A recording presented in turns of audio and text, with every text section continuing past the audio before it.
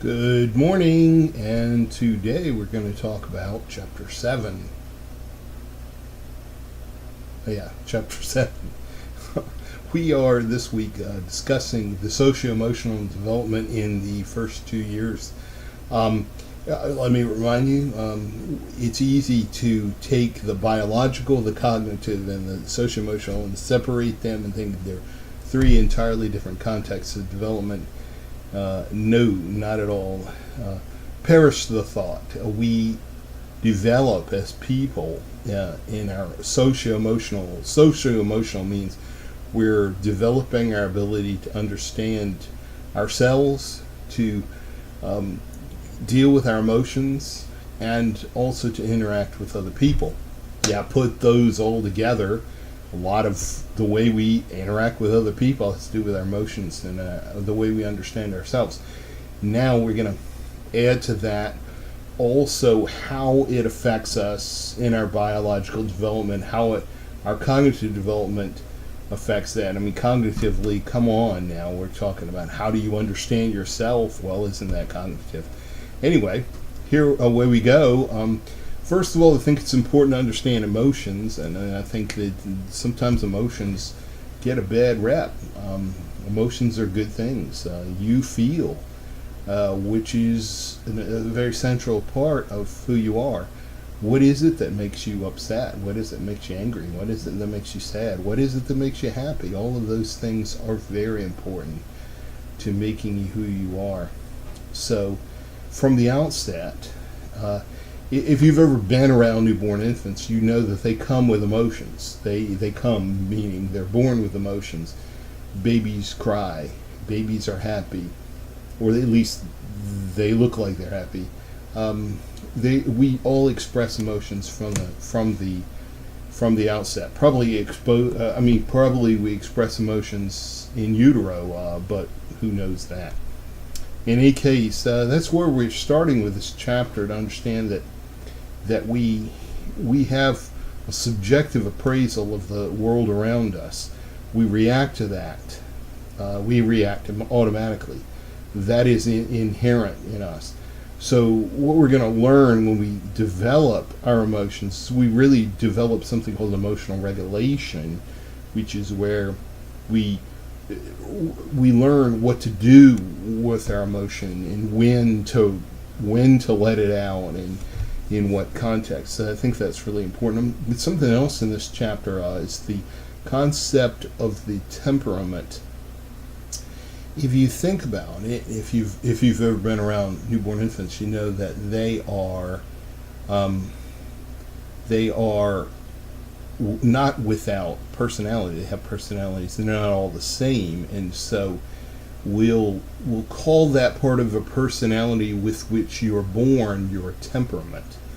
There's a lot of your personalities develop just from your social interactions and life experiences and all, but a lot of your personality you are born with.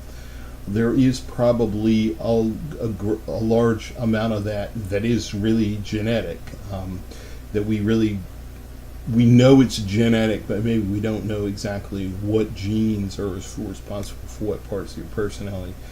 But we're going to deal with this a lot, is this idea of temperament, especially when we really want to understand what are the factors in how we interact with one another as people. These being infants, we're concerned primarily with the relationship between the child and the caregivers. Child and caregivers come down to differences or the similarities in temperament, personality. And so this is what in psychology we call a goodness of fit. Those home situations in which the caregiver and the child have similar personalities, there are going to be some areas that they really click, that there's a strong relationship. However, if there's some kind of feature that makes it difficult, and both people are like that, like for example, if the child and the parent or the child and the caregiver are both really stubborn, then that can lead to some conflicts. And I point this out because sometimes we tend to think of conflict meaning one person is wrong and the other person is right. But we'll find that this is not really about one event and whether a person is right or wrong. Of course, there will be lots of times where one person is wrong and the other person is right. But this is really about temperament, which means the basic way that we respond to life experiences. And if there's a poor goodness of fit there, then the caregiver might be expecting the child to react a certain way. The child is naturally, inherently reacting a different way. Let me give you another example here. Say the parent is very social, likes to go out and visit people, and the child is the opposite, wants to be home, wants to play with the toys, wants to really focus on playing, and is comfortable with a lot of people. Then the parent could be taking that child and addressing him or her as, there's something wrong with you, you need to change, you need to grow or develop or whatever, when the child is like, this is who I am. Well, they don't really say that. They may not even really realize that. But that's the whole problem with it, if you could call it a problem. All right, so, consequently, we as infants in our first couple of years really have to learn who we are. How do we feel and why do we feel the way we do about things? So there is that personality development, that sense of the self-concept. That then becomes the foundation of emotional regulation, becomes the foundation of learning these social relationships. There's not one way to do it. It's not. I know that it's not. There's not like one right way to interact socially. It's called social orientation.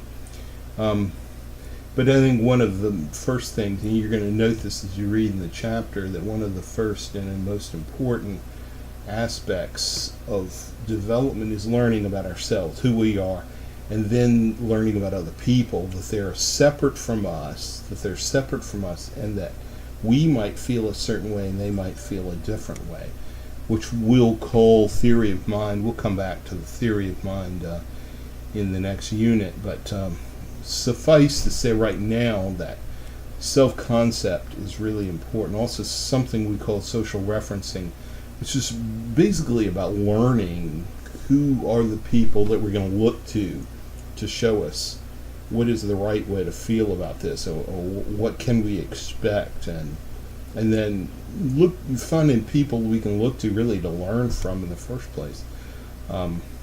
We all do that, socially reference. You come in to the classroom the first day of class, and you look around and you see who are the people you're going to sit near, who are the people you're going to interact with. That's not going to be everybody, so that's called social referencing. Anytime a situation's new, we're going to socially reference in order to understand how to act. We're gonna be talking about this relationship stuff a lot. Really essential to who we are as people is this idea of how do we relate to other people, and what is that relationship there. We're not really ever intended to be absolutely the only person on the earth. If you've ever, well, Lord help us, nobody is ever going to find that they're the only person on the earth. But if you were in that situation, it wouldn't be very comfortable. In fact, it would be horrible, and you would probably psychologically die.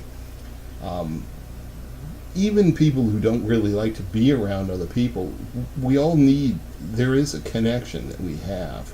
That you may make that connection through a computer or through text or through Facebook or whatever, but there is a desire to connect in some way.